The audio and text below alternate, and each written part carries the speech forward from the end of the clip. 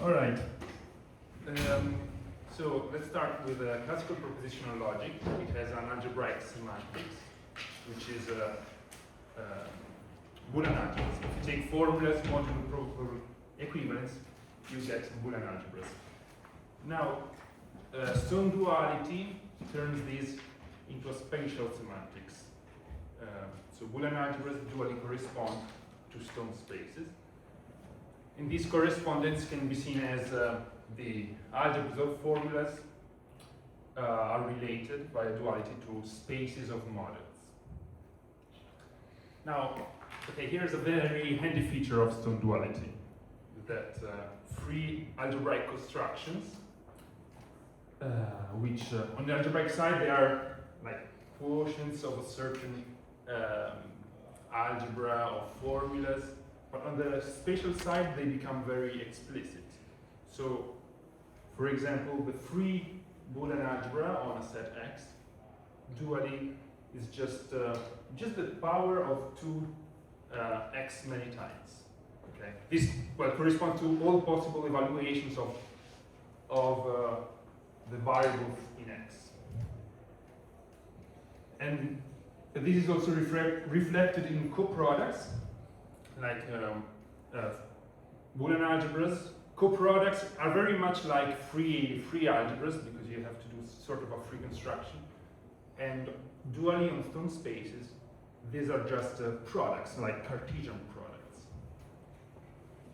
And this is also useful because many logical problems are algebraic questions about colimits. So, for example, if you know interpolation in logic, this corresponds to amalgamation, which is a question about push-outs, which is difficult in Boolean algebras, but dually, these are pullbacks, which are concretely computed as in set. Okay, and there is a first-order analog of this picture. Now, if classical propositional logic gives Boolean algebras and stone spaces, the algebras of classical first-order logic are called hyperdoctrines. Now, in this talk, we will not need to go into details of what these hyperdoctrines are. But they are, let's say, a collection of a family of Boolean algebras indexed by the free variables. And there's a duality for this, which is a polyadic spaces, which, again, here hyperdoctrines should be thought as algebras of formulas, and polyadic spaces as spaces of models, this time modulo elementary equivalence. All right, and okay, here comes my dream, but also of other people. In fact, I inherited this from other people in my field, and this is to bring not only the stone duality, but also the usual features of stone duality from the propositional setting into the first order setting. And in particular, I will focus in this talk on explicit duals for the free algebras of first order logic, free hyperdoctrines, which is also interesting to me because it will most likely lead to explicit constructions also of limits in the spatial side, so colimits in the algebraic side. And this is motivated, and also there are signs of hope that this can be done because a very similar thing has been done in a specific setting, which is a logical words coming from automata theory, where such dual free constructions were developed. But now let's say the challenge is to do it for arbitrary first order logic over arbitrary structures. Okay, and in this talk we will focus on stone duality of Herbrand's theorem. Now this is interesting to me because Herbrand's theorem is a celebrated theorem in logic, which in algebraic terms is a partial description of free hyperdoctrines, or these free algebras of first order logic. And it's a partial description because it doesn't tell you how all the free hyperdoctrine is made, but just the low level of complexity of the hyperdoctrine. So the first layer of quantifiers, at least in its weak form. This Herbrand theorem states reformulates the probability of existential formulas in terms of probability of quantifier-free formulas. So it decreases the level of complexity. In particular, let's say we have a quantifier-free formula, phi of x, and Herbrand's theorem guarantees that it tells you when you can prove that exists x phi of x. And it rewrites this in terms of quantifier-free formulas, and it says, oh, you can prove an existential if and only if there are weaknesses in your language. Like there are ground terms C1, Cn, such that you can prove the disjunction of phi applied to all these psi I, Ci. Actually, it holds relative to any universal theory. So, meaning theory axiomatized by universal closure of quantifier-free formulas. So you can think of preorders, orders, or any variety of algebras. Okay, in this talk, we present the stone dual of Herbrand's theorem, which means a description of the space of modulos satisfying the same existential formulas in terms of the space of models satisfying the same quantifier-free formulas.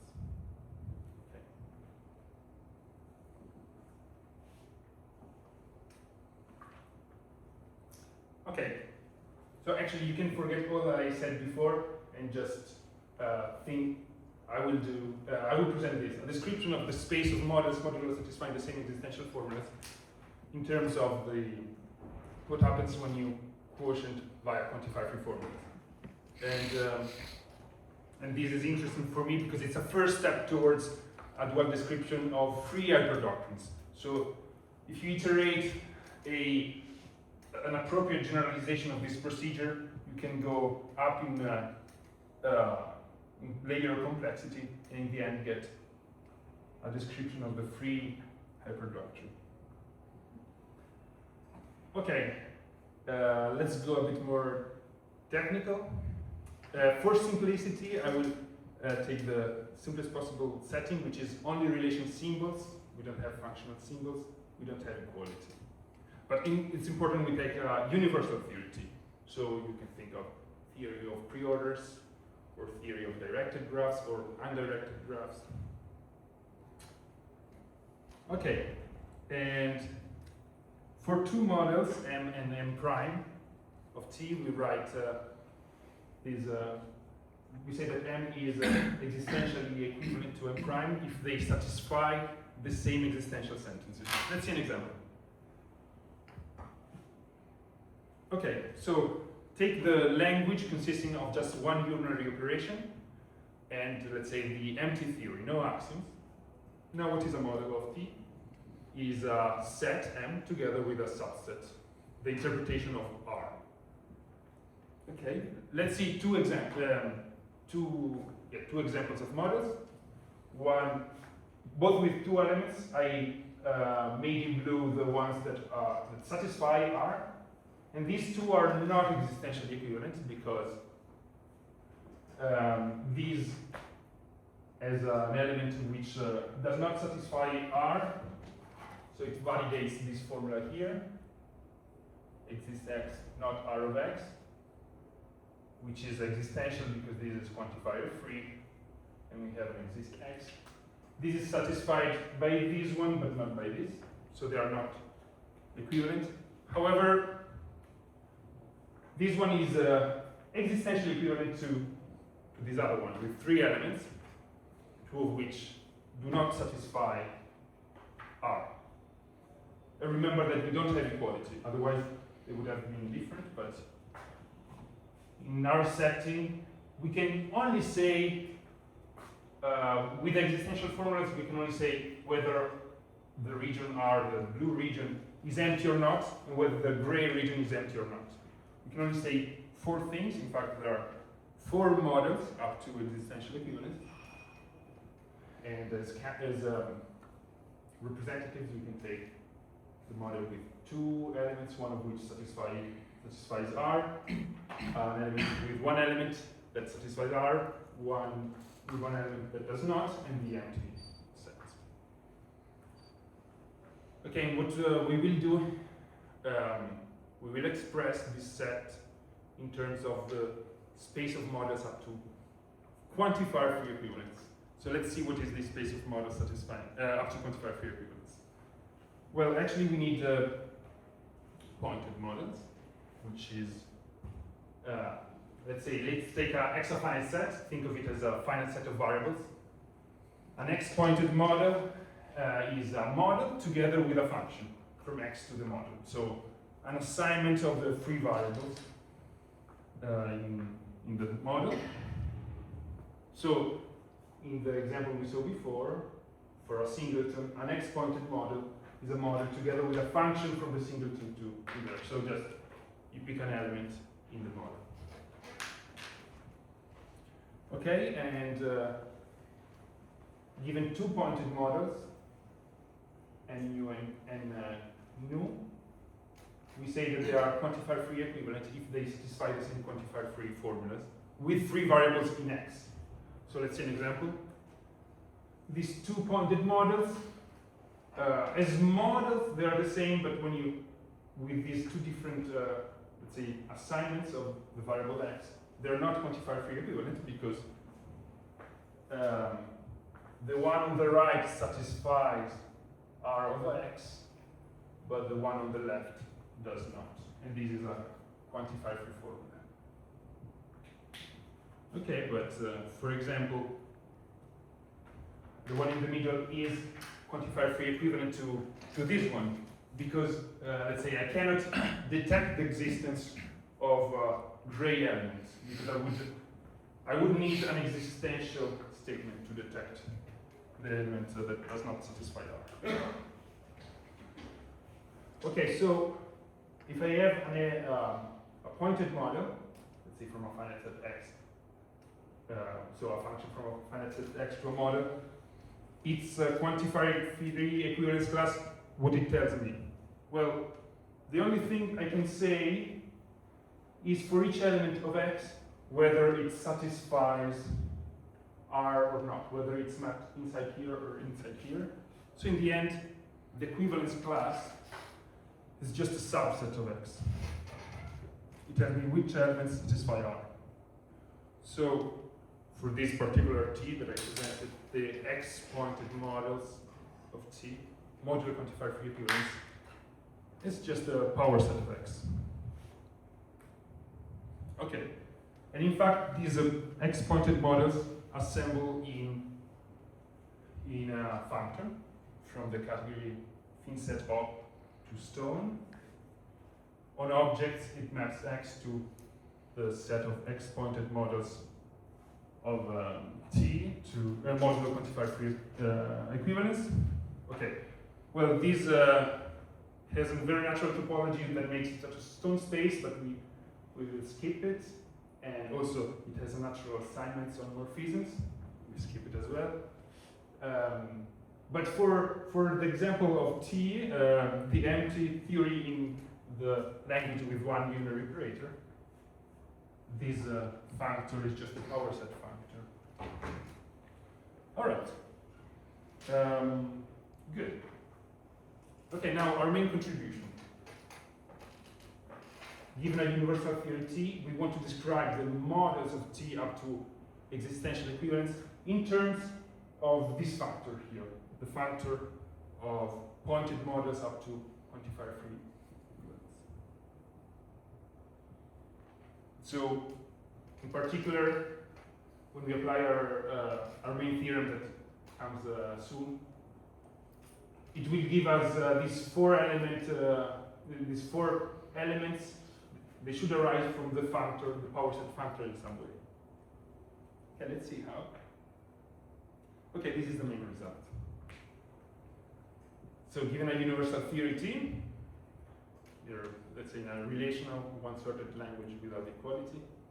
The set of models of T up to elementary equivalence is in bijection.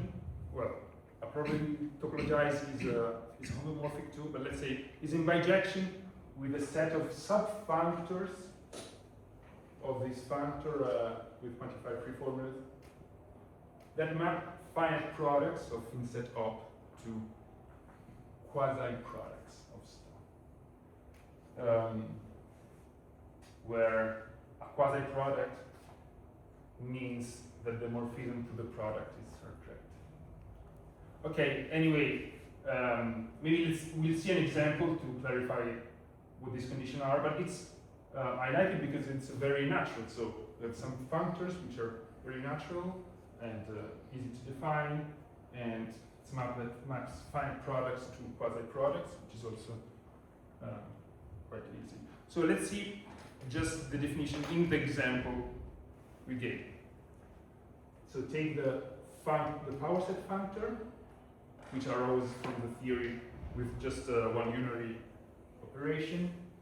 Then what is a subfunctor that maps finite products to quasi-products?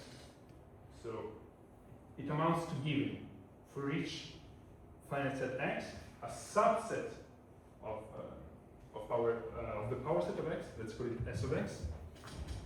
Moreover, so first condition to make it into a subfunctor is that it's closed under taking preimages. So if I have a function between finite set X and Y and have A in S of Y, then the preimage should be in S of X. And then the condition about the finite products say that it's closed under disjoint unions. If A is in S of X and B is in S of Y, then the disjoint union is in S of X union Y, and then the nullary version of this says that the empty set is in S of X. Okay, and let me go back for a second. I mean, the difficult thing is to prove that every such subfunctor arises from a model. Okay, let me.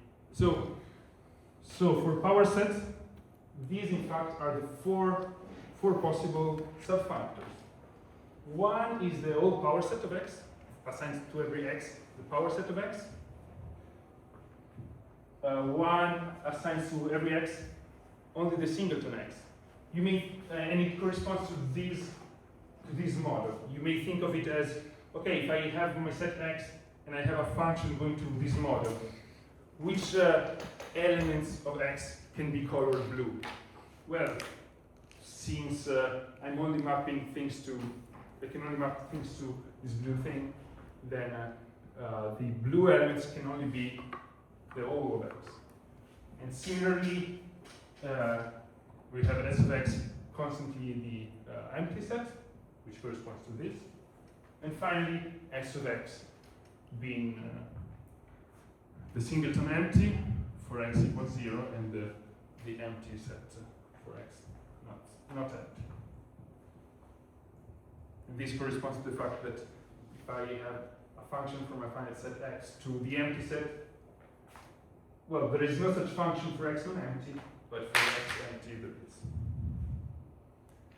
Okay, so in conclusion, the main result is the Stone-Dual of Herbrand's theorem. So for a universal theory T, we describe the space of models of T modulo satisfying the same existential formulas in terms of the space factor of pointed models of T modulo satisfying the same quantifier-free formulas. Okay, I try to simplify to state the result in the simplest setting, but in fact we have a description not just for the space of models, but also for a space factor of pointed models satisfying the same existential formulas. And also with equality, the construction is the same. I mean, the two functors will be different for a given theory, but the construction will still be subfunctors that map finite products to quasi-products. And also the general result that we're crafting will allow function symbols and equality. Okay, since it's a work in progress, I don't have anything written to leave, but essentially we dualize the notion of universal ultrafilter that we use in our high production version of Herbrand. Okay, that's all. Obrigado.